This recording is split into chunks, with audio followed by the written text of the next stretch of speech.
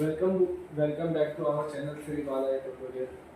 आज हम चालू करने वाले हैं हिंदी मीडियम का नेक्स्ट टॉपिक, थर्ड चैप्टर का सजीवों में जीवन प्रक्रिया भाग 2 का अगला टॉपिक है लैंगिक प्रजनन। इसके पहले हमने अलैंगिक प्रजनन देखा था, तो अब हमारा चलेगा लैंगिक प्रजनन। तो लैंगिक प्रजनन की बात की जाए तो लैंगिक प्रजनन हमें दो सजीवों में देखना है, एक वनस्पति और दूसरा मानव। तो सबसे पहले हम वनस्पतियों में देखेंगे। तो वनस्पतियों में लैंगिक प्रजनन पुष्पों के द्वारा होता है। तो जो भी वनस्पतियां पुष्प धारण करते हैं या फल धारण करती है, उन वनस्पतियों में लैंगिक प्रजनन देखने मिलता है। वनस्पतियों में लैंगिक प्रजनन पुष्पों के द्वारा होता है। तो पुष्पों में दो मंडल होते हैं, एक आवश्यक मंडल, दूसरा अनावश्यक मंडल। आवश्यक मंडल की बात की जाए तो आवश्यक मंडल में क्या है, पुंकेसर और स्त्री केसर। आवश्यक मंडल में देखो, आवश्यक का मतलब क्या है और अनावश्यक। आवश्यक मतलब वो होना जरूरी है, अनावश्यक का मतलब वो अगर नहीं भी हुआ तो भी काम चल जाएगा। तो आवश्यक की बात करें तो आवश्यक एक ऐसा मंडल होता है जिसके द्वारा अगली जनरेशन या अगली पीढ़ी आती है। तो आवश्यक मंडल पुंकेसर और स्त्री केसर के द्वारा नए पुष्पों का निर्माण होता है, नए फलों का निर्माण होता है, इसीलिए इन्हें कहा जाता है आवश्यक मंडल। अनावश्यक मंडल में दलपुंज, बाह्य दलपुंज, डंठल ये पुष्पों को क्या करते हैं, संरक्षण करने का कार्य करते हैं, इसीलिए इन्हें कहा जाता है अनावश्यक मंडल, क्योंकि इनके द्वारा प्रजनन में कोई भी सहायता नहीं मिलती, इसीलिए इन्हें कहा जाता है अनावश्यक मंडल। तो जैसे कि आप देख रहे हो, ये एक पुष्प का चित्रण है। इस पुष्प के चित्रण में जैसे कि आपको देखो यहाँ पर दिख रहा होगा पुंकेसर, यहाँ पर दिख रहा होगा स्त्री केसर। पुंकेसर में क्या होते हैं, परागकोश और पूतंतु। पुंकेसर में क्या आते हैं, परागकोश और पूतंतु। स्त्री केसर में वर्तिका और अंडाशय आते हैं। तो इसे कहा जाता है आवश्यक मंडल। ये जो आगे पुष्पों की उसे कहा जाता है दलपुंज। ये जो नीचे है उसे डंठल कहा जाता है और बाहर से जो पत्ते आते हैं उन्हें कहा जाता है बाह्य दलपुंज। आप सभी को पता होगा। तो हम यहाँ पर जिस पुष्प का उदाहरण दे रहे हैं वो पुष्प को हिंदी में कहा जाता है गुड़हल। साइंटिफिक नेम है हिबिस्कस रोजा साइनेसिस। तो जैसे कि आप सब यहाँ पर देख रहे होंगे। तो यहाँ पर देखिए क्या है, पुंकेसर। पुंकेसर में क्या है, परागकोश। ये जो परागकोश होते हैं, इन परागकोश के अंदर छोटे छोटे क्या होते हैं, परागकण होते हैं। क्या होते हैं, परागकण। जब ये परागकण वर्तिकाग्र पर स्थानांतरित होते हैं, मैंने क्या बोला, परागकोश के अंदर क्या होते हैं, परागकण। जब ये परागकण कहां पर जाते हैं, वर्तिकाग्र पर जाते हैं। तो वर्तिकाग्र पर स्थानांतरित होते हैं, तो इस प्रक्रिया को कहा जाता है परागण। क्या कहा जाता है, परागण। तो जैसे कि मैंने देखो यहाँ पर आपको परिभाषा भी लिखा के दिया है। परागकण क्या होते हैं, परागकोश के परागकण।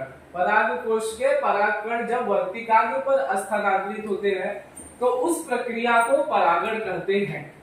इसी तरीके से जब ये परागकण वर्तिकाग्र पर पहुंचते हैं तो वर्तिकाग्र उस परागकण को पहचानती है। पहचानने के बाद वो परागकण से पुयुग्मक क्या होते हैं, इस डिंब के अंदर आते हैं। ये जो डिंब होता है वो उस डिंब में 7 कोशिका और 8 केंद्रक होते हैं, जिसमें ऊपर की तरफ आपको ये 3 कोशिकाएं दिख रही है जिसे कहा था अंतःकोश। बीच में 1 कोशिका 2 केंद्रक दिख रहा है जिसे कहा था ध्रुवी केंद्रक। उसके नीचे होते हैं डिंब। तो जब पुयुग्मक आता है परागकण से, तो एक पुयुग्मक ध्रुवी केंद्र के साथ और उसी के साथ साथ दूसरा पुयुग्मक डिंब के साथ फलन करते हैं। तो इस प्रक्रिया को कहा जाता है दुहरा फलन। दुहरा मतलब 2 और फलन मतलब जहां पर पुयुग्मक और स्त्री युग्मक आके आपस में दोनों के केंद्रक मिलते हैं, उस प्रक्रिया को कहा जाता है फलन। तो जैसे कि आप यहाँ पर देख रहे होंगे कि ये पूरी एक ही कोशिका है। इस एक कोशिका के अंदर फलन 2 बार हो रहा है, एक बार ध्रुवी केंद्रक के साथ और दूसरा डिंब के साथ, इसीलिए इस प्रक्रिया को कहा जाता है दोहरा फलन। इसी के पश्चात हमारे पास कुछ और टॉपिक है, जैसे एक लिंगी और उभयलिंगी। तो एक लिंगी क्या होते हैं? जिन पुष्पों में स्त्री केसर और पुंकेसर दोनों भिन्न पुष्पों में होते हैं। जैसे कि उदाहरण में आप देखिए पपीता। तो उदाहरण में क्या है? पपीता, जिसमें कि पुंकेसर और स्त्री केसर दोनों अलग अलग पुष्पों में पाए जाते हैं। जैसे कि एक लिंगी मैंने बताया कि उदाहरण पपीता आता है। उभय लिंगी में उदाहरण अगर आपको देखना है तो यहाँ पर उदाहरण आएंगे आपको गुड़हल। इसी तरीके से लैंगिक प्रजनन है। तो आपको एक क्वेश्चन है, वनस्पतियों में लैंगिक की सहायता से स्पष्ट कीजिए।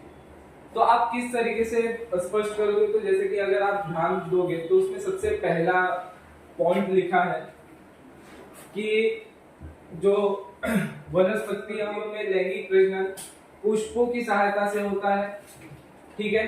उसके पश्चात लैंगिक वनस्पतियों में लैंगिक प्रजनन पुष्पों की सहायता से होता है।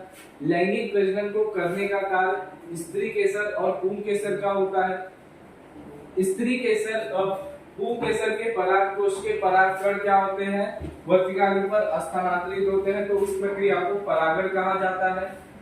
जब वो परागकण वर्तिकाग्र पर आते हैं तो वहां से पुयुग्मक क्या करते हैं? डिंब तक, अंडाशय में डिंब तक पहुंचते हैं। उस डिंब में जो पुयुग्मक होते हैं, एक पुयुग्मक ध्रुवीय केंद्र के साथ फलन करते हैं और दूसरे पुयुग्मक डिंब के साथ फलन करते हैं। तो ध्रुवीय केंद्र के साथ किया हुआ फलन ये भ्रूण और डिंब और पुयुग्मक का किया हुआ फलन ये आगे जाके बीज बनाता है। तो ये चीजें ध्यान देना, ठीक है। तो इस यही प्रक्रिया है जहां पर आप वनस्पतियों में लैंगिक प्रजनन को स्पष्ट कर सकते हो।